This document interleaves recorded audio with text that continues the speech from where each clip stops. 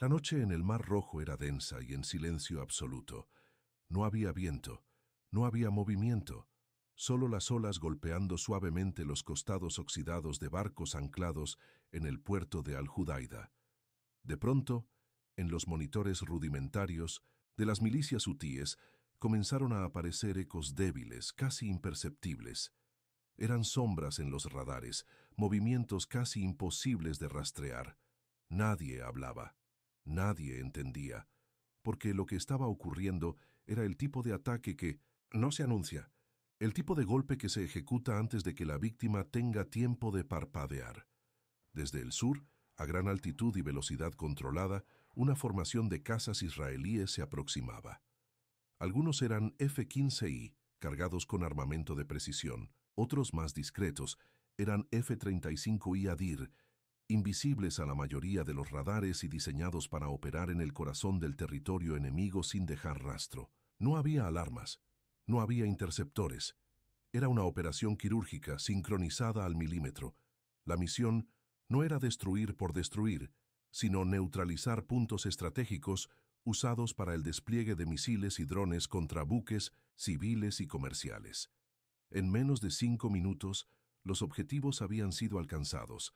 Los almacenes de armas ocultos en hangares portuarios quedaron reducidos a fuego y metal. Los drones, almacenados en contenedores disfrazados, jamás despegarían. La operación había terminado antes de comenzar. Los cazas se alejaron en formación inversa, sin ser detectados plenamente por las defensas hutíes. Para cuando el humo comenzó a elevarse sobre el puerto, los aviones ya estaban de regreso en espacio aéreo seguro. Un ataque limpio, preciso, como si lo hubiera ejecutado una sombra. Y eso fue lo que desconcertó al mundo árabe. No solo lo que pasó, sino cómo pasó. La primera explosión rompió el silencio como un trueno contenido durante horas. Fue seca, contundente, seguida de un destello que iluminó por un instante las aguas oscuras del puerto.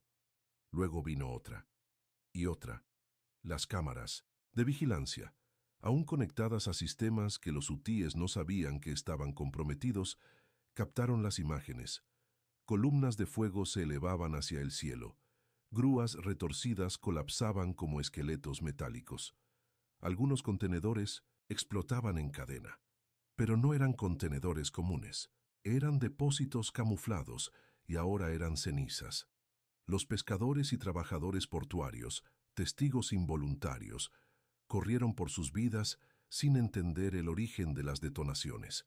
Lo que sabían era lo mismo que entendió el mundo árabe minutos después. Israel había actuado, y no solo con fuerza, sino con una precisión imposible de igualar. No hubo advertencias, no hubo ultimátums, solo acción. En Tel Aviv, el gobierno israelí no emitió declaraciones inmediatas, no hacían falta, el mensaje estaba en el fuego. En Riad, los altos mandos sauditas observaron las imágenes en silencio.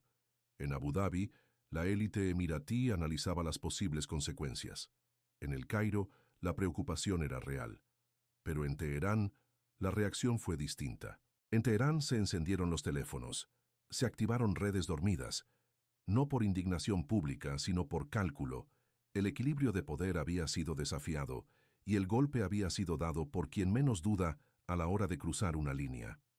Mientras tanto, los hutíes heridos y confundidos intentaban recomponerse. Emitieron comunicados de condena, juraron venganza.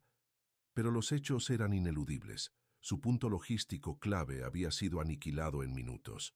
Y nadie, ni sus aliados más cercanos, se atrevía a dar una respuesta directa. El rugido no venía, solo del fuego. Venía del mensaje silencioso. Oriente Medio había sido sacudido por un actor que no espera permiso. Solo resultados. Durante las siguientes horas, el cielo sobre Yemen pareció calmarse. Las llamas en el puerto menguaban y la nube negra se disipaba lentamente sobre el horizonte.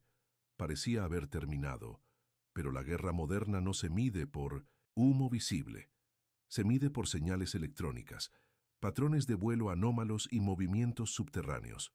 Y mientras los satélites estadounidenses y europeos vigilaban la costa, lo que importaba verdaderamente se movía más allá de su alcance. Hutíes heridos pero no derrotados comenzaron a reaccionar, no con declaraciones ruidosas ni ataques frontales.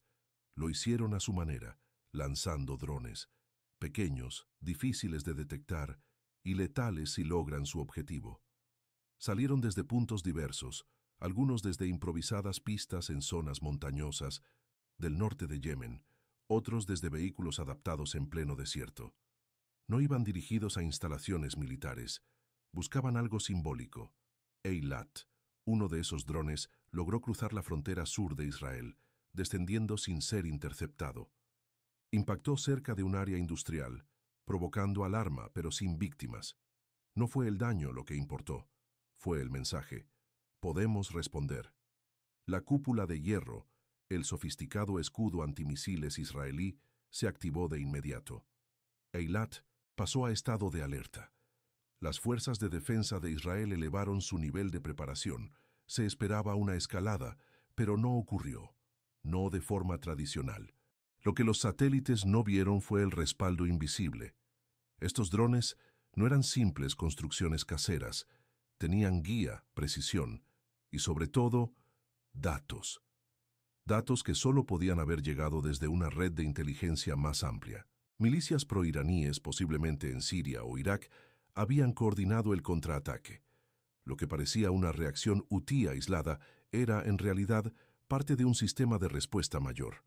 Una red que se había activado sin necesidad de órdenes directas, como un enjambre que responde al olor de la sangre. Este no fue un intento de derrotar a Israel. Fue una advertencia estratégica, un recordatorio de que cada acción genera ondas invisibles y que incluso en una guerra asimétrica, los golpes más inesperados no vienen del cielo, sino desde las sombras. El gobierno israelí no convocó una rueda de prensa, no emitió amenazas, no movilizó tropas a gran escala. En lugar de eso, hizo lo que mejor sabe hacer cuando el conflicto no es visible a simple vista. Apagó las luces y encendió las pantallas. Porque mientras las milicias hutíes intentaban reorganizar sus defensas en tierra, el verdadero contraataque ya estaba en marcha, pero no con misiles. Esta vez, el arma era la invisibilidad digital. Sistemas de comunicación interna comenzaron a fallar. Almacenes que aún funcionaban se quedaron sin acceso a sus inventarios. Algunas cuentas bancarias, asociadas a redes de financiamiento, colapsaron de un momento a otro. Sitios logísticos previamente ocultos, que servían de puente entre el puerto de Al-Judaida y otras regiones controladas por los hutíes, fueron ubicados con precisión quirúrgica. Nadie entendía cómo.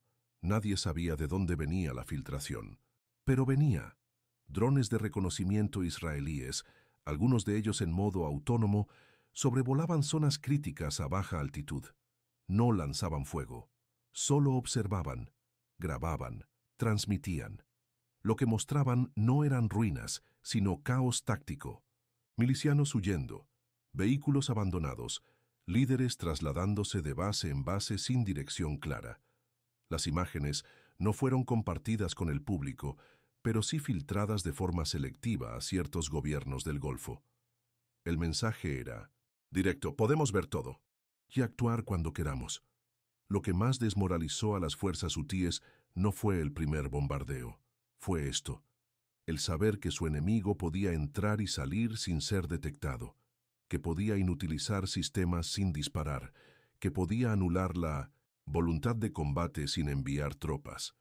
Es el nuevo campo de batalla, donde no se grita, no se muestra fuerza bruta, y sin embargo, se gana.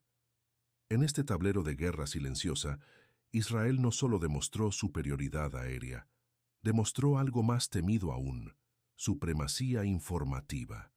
Porque en una región donde el ruido es constante, el verdadero poder está en quien domina el silencio.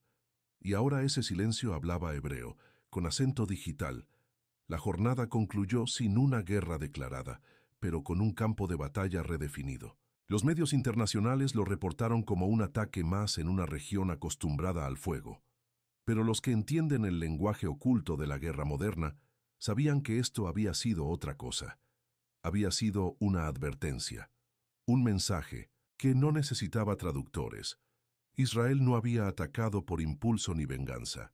Había ejecutado una operación quirúrgica con un propósito: enviar una señal clara a enemigos visibles y a los invisibles. Las instalaciones destruidas no eran simplemente estructuras logísticas, eran nodos de un sistema que se extendía por toda la región, con la vista puesta en uno de los puntos más sensibles del comercio global, el estrecho de Bab el-Mandeb, un cuello de botella por donde pasa el destino económico de decenas de países.